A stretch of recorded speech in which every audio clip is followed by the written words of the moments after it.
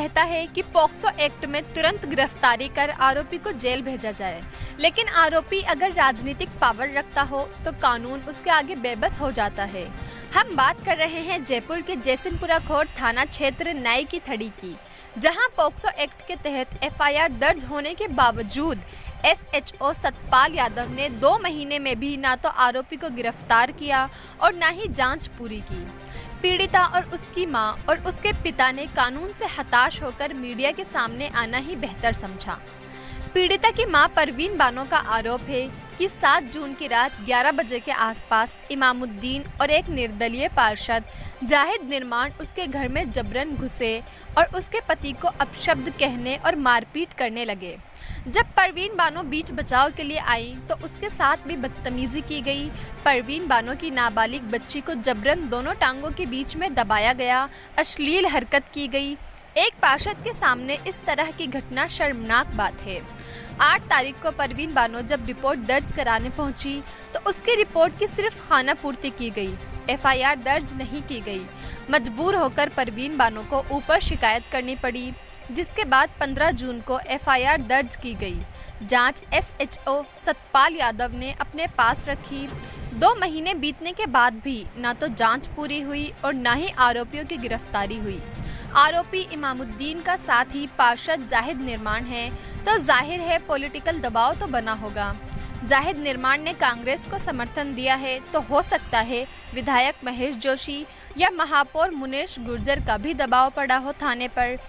अब बात यहाँ आती है कि मामला 341, 323, 452, 354, 7-8 में दर्ज हुआ है, तो क्या पीड़िता को इंसाफ मिलेगा या राजनीतिक दबाव के कारण उसको इसी तरह फरियाद लगानी पड़ेगी? बताइए, यहाँ पे जो आपने हमें बुलाया है क्या मामला है और क्या चाहते हैं पत्रकार साहब?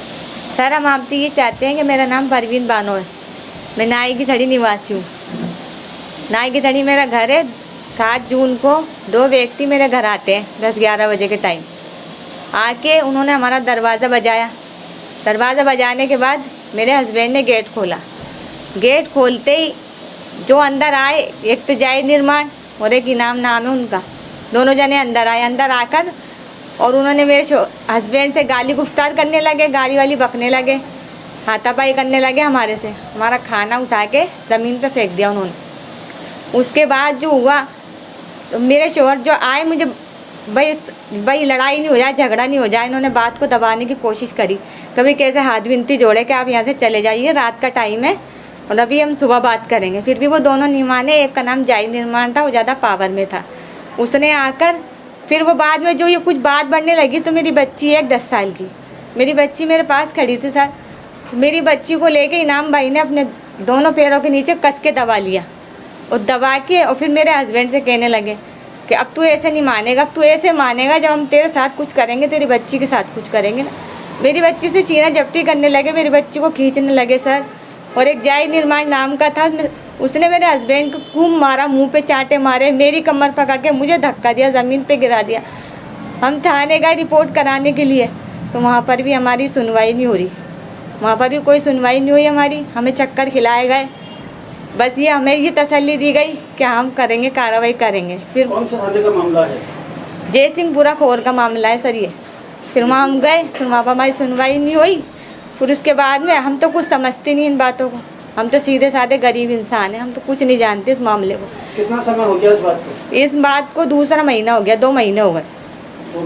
2 महीने हो गए सर। तारीख याद है आपको कब का मामला है? 7 जून का मामला है ये, और 8 तारीख को हमने रिपोर्ट कराई थी। उन्होंने हमारी रिपोर्ट एफआईआर नहीं लिखी, सिर्फ ऐसे ही लिख दिया, हमने लिख दिया आपके खिलाफ। उसके बाद हम कमिश्नर ऑफिस गए, वहाँ पर भी हमारी सुनवाई नहीं हुई, बस हमें चक्कर खिलाए गए। उनके खिलाफ कोई कार्रवाई नहीं हुई और वो आराम से रहते हैं। और हम क्या कोई पॉलिटिकल दबाव है? दबाव है सर, हम सुनने में आया कि उनके ऊपर वही नेताओं का, इनके वही प्रेशर पड़ते हैं थाने पे, वही उनको सपोर्ट है। पैसे वाले लोग हैं, हमें गरीब, इसलिए हमारा और उनका, हमारी थोड़ी सुनेंगे, पहले उनकी सुनेंगे। उसमें कोई एक पार्षद भी आप बता रहे हैं? हाँ, एक पार्षद है, जाहिद निर्माण नाम है उसका। क्या नाम है? जाहिद निर्माण। कहाँ रहते हैं पार्षद? ये भट्टा बस्ती निवासी है सर। वही ज़्यादा कर रहे थे और उन्होंने ही आके शुरुआत की थी। कोई केस वगैरह भी आप है क्या? पहले भी इस तरह का कोई कांड वगैरह हो? जी हाँ, उनके ऊपर एक केस है, कैसा केस है? कोई रिश्वत लेने का केस है उनके ऊपर। तो आप तो यही गुजारिश है मेरी, तो क्या उनके खिलाफ कोई ना कोई कार्रवाई हो जाए।